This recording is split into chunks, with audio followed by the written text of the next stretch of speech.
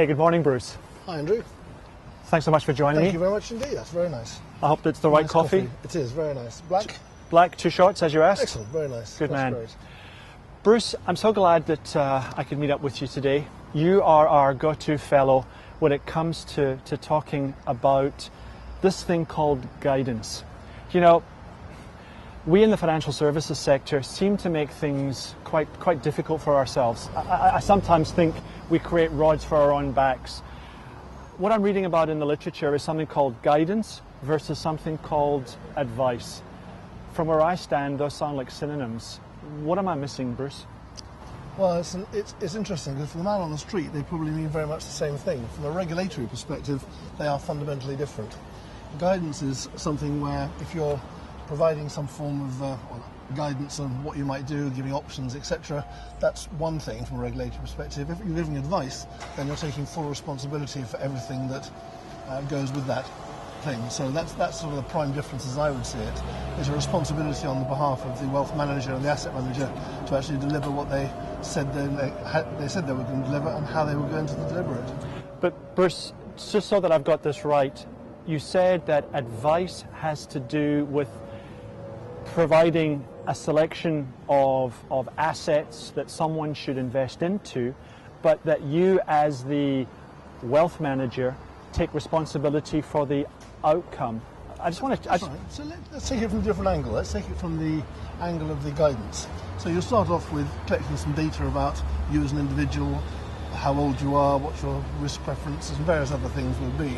Then they say how much do you want to invest, what do you want to invest in, and you go through a whole load of psychometric, other fact-finding things. And it comes out with, well, from what you've told me, it appears that there are 4 options. And the options are some in real estate, some in this, some in that.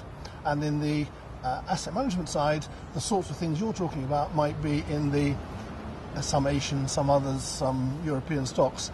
And within those, here are 5 stocks you might like to choose, and then you choose which one you want. There's no advice as to, I think you ought to buy this particular one. You're given 5 or 6 of them, and then the individual makes the choice as to what they want. So it's guidance as to towards an end goal, but the choice is then made by the individual. So not advised. So guidance means that ultimately I, as the purchaser of a financial product or allocation of products, I take as the individual, I take responsibility for that. Absolutely. Whereas advice, how's that different? Advice is that having used all the professional experience that you've got, having gone through all of the fact find, the know your client, the KYC information, they've assessed all your needs and come up based on either restricted or an open advice. They've decided that the product which is best suited to you is X. And therefore, when you buy X, that's an advised product. So the client would quite rightly assume that you've done your due diligence on it, you know all about it, you've actually recommended it with full knowledge. So if it all goes wrong, they would come to you and say, Andrew, you sold me this, you advised me I should buy it, it's gone terribly wrong, it hasn't performed as I thought it was going to perform, that's your fault, therefore you will compensate me. That's the sort of the key, I think, issue. I mean, that's interesting because markets go up and markets go down, and there are all these health warnings that get linked to financial services products. How then can you look to the advisor to take responsibility for perhaps items that are beyond his or her control? Well, I think that's clearly a very, very good question, but from an advisory point of view, it's also the responsibility of the advisor to actually continually monitor the investment to make sure that it's still suitable for you. This is the suitability argument going forward, and that actually it still meets your requirements over time. With the guidance side, you make a choice and it's up to the individual to monitor that to make sure it performs as they want to perform. And it's very interesting, as markets go up, you very rarely get any conflict or any dispute about how good your choice was. When markets go down, suddenly there's a search for the guilty party, and under guidance, the guilty party is you. And so what I think we're all worried about in the marketplace is that if there is a big market crash, the advisors or the people who've gone through guidance are going to turn around saying, this all went terribly wrong, whose fault is it? And the answer is going to be, well, you chose, it's your fault. Whereas the advisor would be saying, let me explain why you chose it and so on. So that's, I think, the difference. Okay, so if I've got this right, and I think it's important that I certainly get my head around this, when it comes to guidance, is it essentially a light form of advice? Am I being nudged in a direction? Well, the regulator would hope you're not being nudged, because then that would be more advice. Okay. So what they would do is that they're giving you a range of things, explaining very clearly what your options are, and then you make the choice. I think that I would regard it more as education. So are you all being educated into the various products, the various options, and providing they've done the education properly, they're putting you in a position when you can actually make that decision about what product or service you wish to purchase. So it's an educational argument, whereas the advice is, you told me, I've accepted your advice, and that therefore is effectively a contract between us. There's no contract under guidance. So if I'm an individual, why then wouldn't I want advice? Why can't I get advice? Why isn't advice available across the spectrum to everybody who wants to purchase an investment product? Well, the obvious answer is that yes, you can get advice if that's what you want, but you have to pay for it. So nothing comes for free. Under guidance, you are probably prepared to pay a certain amount for transactions and various other things, but since you're not getting advice, there's no contract, there's no payment. As soon as you give advice, the individual is going to have to, in return for accepting that responsibility for advising, for understanding you, going through the KYC and all those issues, there is a monetary payment, which, as we know, can be anything round about 1% or whatever, whether it's active or passive funds. Okay. So it's that payment. How much do you pay? And do you pay on the AUM, or do you pay an advisory fee, which is the way under transparency is now coming? So it's X pounds per hour or X pounds per advisory session. Right. So that's the key difference. So if I were a wealth manager, would I be having to change my business model, which has perhaps been very personal, very relationship driven? If I want to continue in the advice channel, or if I want to move into guidance, these changes that RDR, that the FCA are bringing in, what impact is that actually having on their business models? Well, it's having a fundamental challenge to the business model, and there are a number of organisations that want to go down the advice route, and there are a number of organisations that are shying away from going down the advice route and deciding that actually that's too costly a thing to do. And the reason being is that the difference between, I suppose the challenge is between how much the advice is a underwriting guarantee and how much is a best endeavours. And when things go wrong, a lot of the ombudsman and the others are going back to the wealth manager saying, you gave wrong advice, therefore you're going to compensate 8% or whatever the compound rate of return is, whereas if it's guidance, there is no liability. And so the cost model is very, very different. What's very challenging for the wealth managers is, do you run them both side to side or entirely separate? And so we're seeing, I think, a move in the market where you're moving them much more to one side. So you have a guidance model, and then you have an advisory model. And the client's got to be very clear when he's receiving, or he or she is receiving, advice as opposed to receiving guidance. So there's this really awful term that seems to have come from the US, I think, this thing called robo-advice. It sounds like something out of a Terminator movie.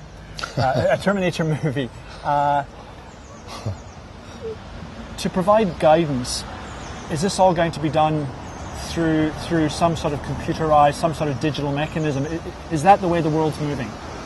Undoubtedly it's moving, and it's moving particularly because of the change in the rise of the millennials and the rise of technology generally. It used to be done very much with interpersonal one-to-one meetings, and then that terrible thing, the telephone came in, and then the computer came in, and as you go through the technological changes, the face-to-face meeting and interface became less important. And now with the huge advance of technology onto the tablets, the Skype and the various ways in which you communicate openly on the IP protocols, etc., it's just entirely different. And so new technologies come on board whereby remotely people can provide a lot of guidance and do things rather like the execution-only brokers do in the UK, where you go through guidance, you choose your fund, you automatically transact on that particular thing, and it's proving very, very popular, particularly for those at the lower end of the wealth bracket who don't have maybe that much disposable money, and therefore they're more inclined to be tougher on fees to pay to the private banks than the wealth managers. Therefore the wealth managers aren't prepared to spend as much time because they're only getting a relatively small amount of money. So they're being almost pushed into robo-advice. And one of the most profitable areas and growing areas in the wealth management space is the execution-only brokers, which is effectively like robo-advice. It's slightly different, but it's automated stuff. But the question I still ask is, with robo-advice, what happens when everything goes wrong? Who's to blame? Who picks up the responsibility, or is it really just the individual? It sounds like it's very much a buyer beware sort of model there. So, if the world is moving towards guidance, and guidance is being delivered through robo-advice, I really hate that phrase. But if it's being shifted that way, what makes for good robo-advice? Well, I think what would make for really good robo-advice is an extremely user-friendly interface. So you really can interact, you can do what-if scenarios, you can play with the data, you can maybe have holograms of people to advise you or to talk you through particular issues to get the education right. Very interactive, very much with you making the decisions as you go through. And the more friendly it is, the more it is able to interface with it, the more you feel trustworthy, etc. One of the big things about just doing it through your iPad or whatever it happens to be is that you're making the decision. You're not having some financier of a certain age or type telling you what to do or confusing you with data. You can go at your own speed, you can do exactly what you want, you can leave it, you can find out, you can go and talk to your friends, you can come back to it. There's no time pressure with the robo-advice, and that is hugely good for a number of individuals. They like that ability to have the freedom. They don't like the pressure of, you've now got to decide, press the button, the meeting's finishing in 2 minutes, yeah, right. Let's do it. And that makes it, I think, much better for the individuals. Have we seen best practice emerge yet in the UK in delivering robo-advice, in delivering guidance? Are there any sort of poster boys that you can point to that are leading the way? I think there's an interesting variance to that, is that it, as I said to begin with, it tends to be at the lower end of the wealth pyramid, so at the sort of the affluent, mass affluent, wealthy side. But actually, in the States recently, when again robo-advisors were also a banned term, but actually we're working with some family offices, and everyone said robo-advice will never go up to family offices, and the response coming back was, watch this space, it is happening, it will.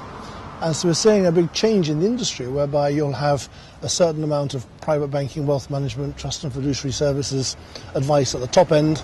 You'll then have a middle bit, which is probably an advisory, discretionary service, and then at the bottom you might well have a proportion of your assets which is done very much with robo-advice. Mm-hmm. And you could equate robo-advice possibly to more trackers and more passive funds, right. You do it yourself, and you don't want to pay premium for beta, you want to pay premium for alpha returns and so on. And so that segmentation of what is, where do you pay for advice, where do you get it for free, where do you use your own best endeavours, is one which is just opening up the market and changing the way people look at both their own wealth but also at how they look at the market.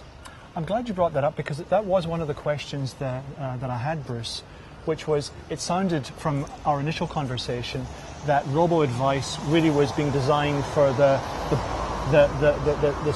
smaller or the lower end of the market where folk didn't have large assets to manage. From what you're telling me here is that there is space for guidance, for robo-advice across the entire spectrum. Is that what you're saying? I am saying that, but I'm also saying that just on a rational point of view, the challenge to both the asset managers and the private banks is that if you're charging on an AUM basis, flip that round and say, I've held the same investment for 12 years. Mm-hmm. It's still a good investment, and I've paid 12 years of management charge on that asset. And actually, I probably chose the asset in the first place because I quite like the company. Is that really worth the fee? A fee. Yeah, right. And so you'll turn around and you say, well, why don't we just separate that bit out, and I'll take that into my robo-advice or my a guidance thing, because I'll look after that one, and I'll take that one out, and I'll take that one. And the private bank will come and say, no, hang on, just leave it all there. We want all of your assets so we can get an overall view. But that's largely driven from I want the fee discussion rather than it's probably best for the client. And that's where I think the challenge for the business model is really coming in. Does that make sense? It makes a lot of sense. I guess what I'm struggling a little in my own head, and this makes the life of the regulator incredibly challenging, in the sense that it's a fundamental economic problem. You want to encourage people to save or invest for the long term. There is huge asymmetric information between those who build or sell the products and those that buy the products. Then there's market uncertainty that sits in between. Markets go up, markets go down.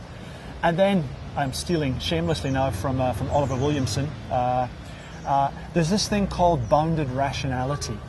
We always assume that everyone, all economic agents, will always act rationally all the time. Well, you know what? We don't all have PhDs in physics, or we're not all doctors, we're not all, we all have strengths and weaknesses. So we might want to act rationally, but we're bounded by all sorts of reasons, IQ, EQ. So how is guidance going to help the regulator? Are we just kicking the can down the road here by dressing it up in new language, hoping that it'll go away? Or does guidance really represent a positive step forward in trying to raise the bar, in trying to meet suitability? I think if I could attack the last bit of the question first, which is really looking at has it raised the bar? I think guidance has undoubtedly raised the bar. There's far more information available on products, on services, on comparisons, on all those sorts of things, which is important for someone to understand, and which will take a long time in a meeting to really run through. So that helps you with the briefing, the educational side, etc., very much so. I think the other side of it is looking at how's that going to change the interface between the individuals. The more you know about a product, the more you're able to make a decision. But bringing on to your other question of behavioural science, people would like to think they believe rationally, and yet mankind has demonstrated throughout life that they don't act rationally. And because of that, and the emotion comes into it as well, and fear, and different ages have different things, and actually you move between, as either your money increases or whatever. I like that expression, no one can protect a man who wants to get rich quick, because they're going to take a lot of risky decisions. It might not be the right thing to do or the rational thing to do, but they do it. But I'm a great believer you must take it into account. From the regulator point of view, it's fascinating, because if you accept the view that people aren't always rational, you can't actually develop a regulation which assumes you're going to act irrationally. Right. Because it's just not impossible. A regulator can't say, we know this is the best thing to do, but because you're all going to act irrationally, we'll allow you to do that because that's okay. So they have to assume a rational individual. And I think that as we get better to understand the emotional behaviours, then I think that becomes a better way of understanding the client. So I take it straight back to KYC, the Know Your Client. Yeah. And I think that behavioural science and others is a much better way of understanding how the emotional position of an individual, their attitude to risk, their real attitude to risk, as opposed to, do you want your money to go up, or you understand it might go down? And it depends how the question's put. You know your money's going to go up a lot, don't you? But it might go down a bit. And is that guidance? Is that advice? And so you can phrase them in different ways. But the more you really understand your client, the more you are able to use the behavioural technologies and behavioural science, etc., to maybe have a better outcome. And after all, outcomes is, a good outcome is what one's looking for, not necessarily good advice. The advice might be good, but it's the end outcome, which is different. So let's bring the conversation to a sort of close. From what I can see, more information, more rationality, that can only result in better market outcomes. Bruce, thank you for your time. Thank you very much indeed. Bye. Nice to see you. Thank you very much.